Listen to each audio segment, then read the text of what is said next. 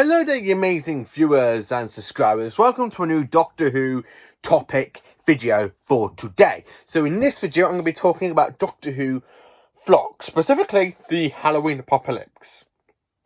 Now, I've already done a review on this story. I did that back on Sunday, but if you haven't checked it out, check it out. But in this video, I want to try and make you want to watch the very first episode of Doctor Who Flux, which is available on BBC iPlayer right now, and the second part of it, Chapter 2, will be on BBC One this Sunday, and it is called The War of the Santarans for Chapter 2, which I'm really looking forward to.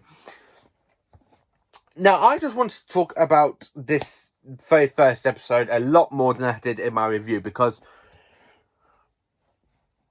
I've rewatched it 7 times now. Yes, I have. I've actually gone and watched it 7 times, and it might be a little bit obsessive, but it's great to have Doctor Who back on the TV. Normally, I'll rewatch them all on DVD and Blu-ray and so on, but every time we have a new series of Doctor Who, I always go back and rewatch the same episode over and over and over again until the next one comes out. I've done it for Eccleston, I've done it for Tennant, I've done it for Smith, Capaldi and Whittaker, and I don't think I'm ever going to stop, because it is Doctor Who. Nothing can be said. Anything to do with Doctor Who, you have to rewatch it more times until you can get it out on Blu-ray and DVD, which is something I do, because normally after an end of the series, I rewatch it for months on. As you get it, I always watch them on months on BBC iPlayer until the Blu-ray and the DVD comes out, and then I go and buy the 2. And then I basically rewatch them either on Blu-ray or DVD. I do watch them on both. I watch them on the Blu-ray or DVD. I'm just sad, okay? I just rewatch them, whatever format I want to watch, DVD or Blu-ray, because, and of course, if for Classic Who, VHS. Anyway, enough about that. So I want to talk about Doctor Who Flux. What I specifically think about the very first episode, aka Chapter 1, the Halloween Apocalypse for Doctor Who Flux. Now, I really enjoyed it. I really enjoyed this episode. I watched it 7 times, for God's sake. It is great. Normally, for Jodie Whittaker episodes, I normally go back and we watch them 10 or 11 times. And this is only Wednesday. This is day 3 since it was broadcast. Monday, Tuesday, Wednesday. Yeah, day 3. And I've watched it 7 times. And I'll probably keep rewatching it. I'll most probably rewatch it again later on tonight. And then tomorrow. And then Saturday. And about Friday, Saturday. And then Sunday, I'll most probably rewatch it, and then watch part 2, and then all next week, I'll probably watch Chapter 1 and Chapter 2. You know, I probably will just end up doing that. But I want to talk about the main characters and stuff, what I personally think about this fantastic episode, which is known as the Halloween Apocalypse. As you can tell, I really enjoyed it. I'm absolutely over the moon with it. I just absolutely enjoyed this story. Now, I'm going to talk about the characters first. So we have the Doctor, played by Jodie Whittaker. We have Yaz. We have Dan. We have Kastavi. K-A-R-V-A-N-I-S-T-A. Kastavi. If I've said it wrong, I apologise. I am trying my best here to pronounce his name. We have Claire. We've got Santorin. Specifically, one of them is named Commander Karg. K-A-R-G-A-R. Karg. Like that for the Santorin. We also have Diane and, of course, a Weeping Angel. And also, we have 2 unknown aliens that really don't have no names. I haven't heard the names being mentioned in this episode. Hopefully, they get mentioned later on so I can talk about them a bit more. But you know what I'm on about. One of them is a alien pretend to be human, and then she turns back into a alien self because of her brother has broken out of prison, and he goes and finds his sister. Now, I'm going to talk about a little bit about the main opening of the episode. Now, it turns out, we find out later on, the Doctor has been tracking the Kavarvin, who is a race of Lepore, if I said that right, because she wants something from him, information about the division, because he is the last and only occupant of the division. Now, the division was mentioned back in Series 12, so we are continuing with that kind of story arc thing from Series 12, with the Timeless Children, where she finds out about the division wiping her memory, and they don't know what they've done to her, so she's trying to find information out about that. So she wants information from this alien dog creature who has information about the division. So that's another great thing about it. So Chibnall isn't really sweeping the Timeless Children under a rug. So he's still like carrying it on, which I think is absolutely great. Which is the one thing I said when I rewatched Series 12, or watched it last year when I did the video about Series 12 as a whole last year.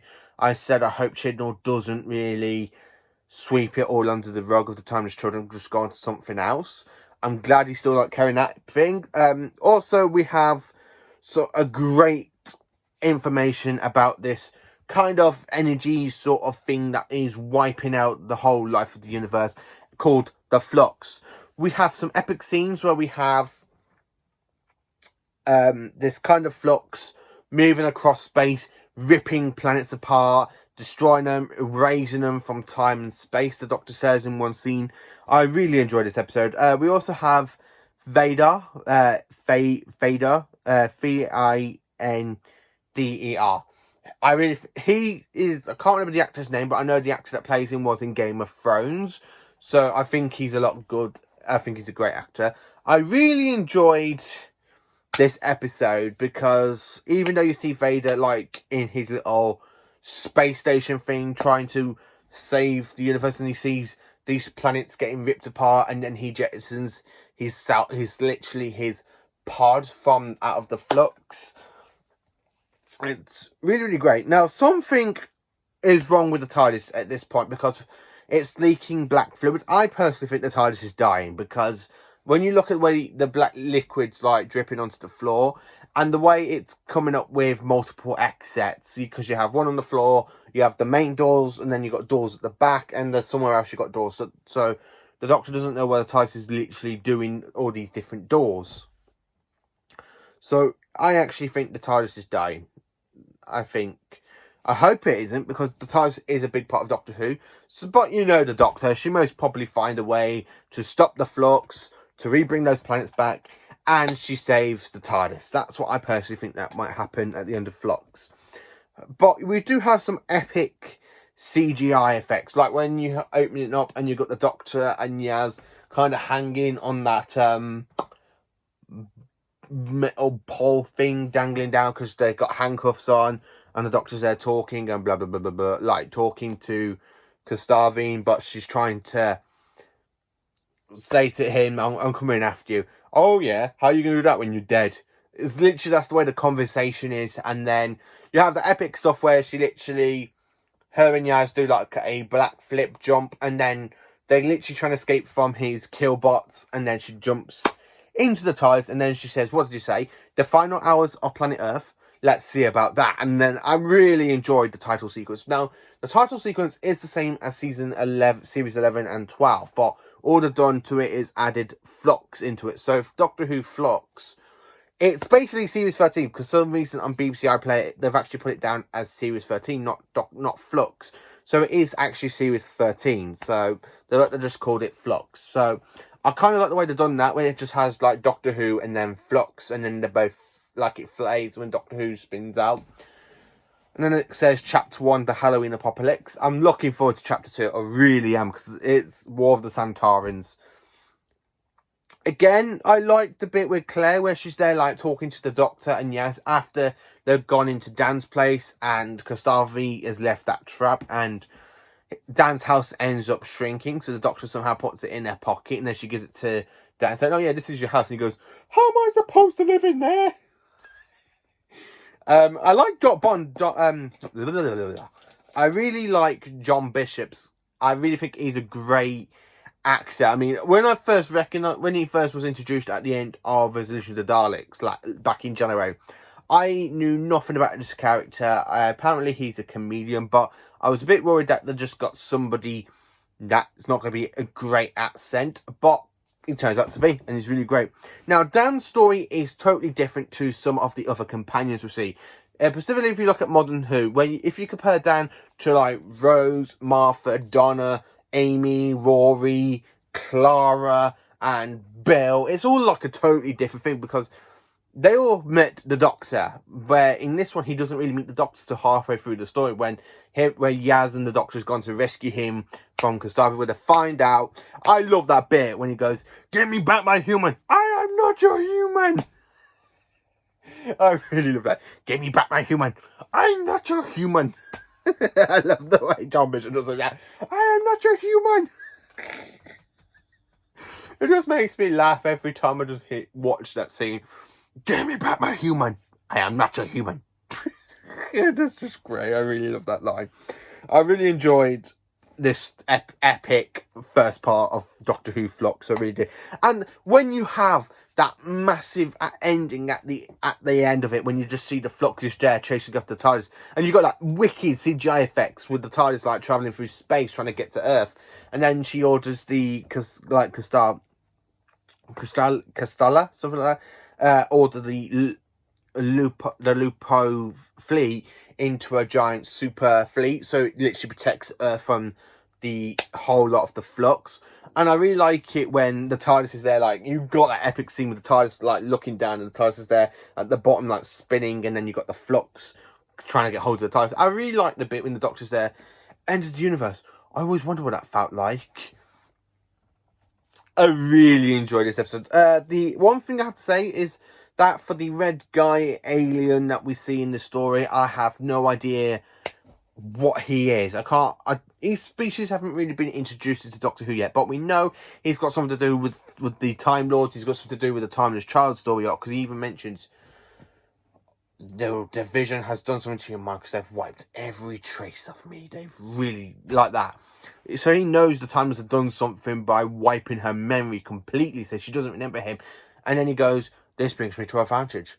I remember every one of our battles, and this will be our final battle, Doctor. And I'm like, so there's these two, Doctor and this strange alien, have got chemistry, but the Doctor doesn't know it. We don't know it, but this alien knows the Doctor. He could have fought against the Roof Doctor. He could have fought against some of the other Doctors before the Division just wipes them, before they were like, wipe the Doctor's memory.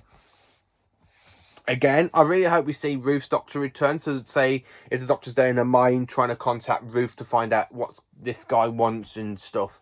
I really like to see Joe Martin back as the Ruth Doctor, so that way it can literally tie up saying, oh, I recognise him. Yes, I know who he is. He's everything I know about him. So, the kind of like the Doctor between the mind links. I really would like to see that happen.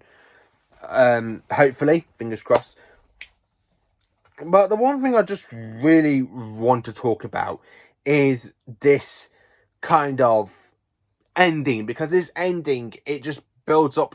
I really love this episode because you have some bits and then it slowly builds up on the drama. And then you have that climatic drama at the end and and all the TARDIS doors just open. Because as I say, something's wrong with the TARDIS because we've not just got one lot of doors. We kind of have like 3 lots of doors. You've got one on the floor, you've got one at the back, and then you've got the main doors. And then they're all of them just open because the TARDIS is supposed to be invincible. Nothing can get through it, but the Flux somehow has.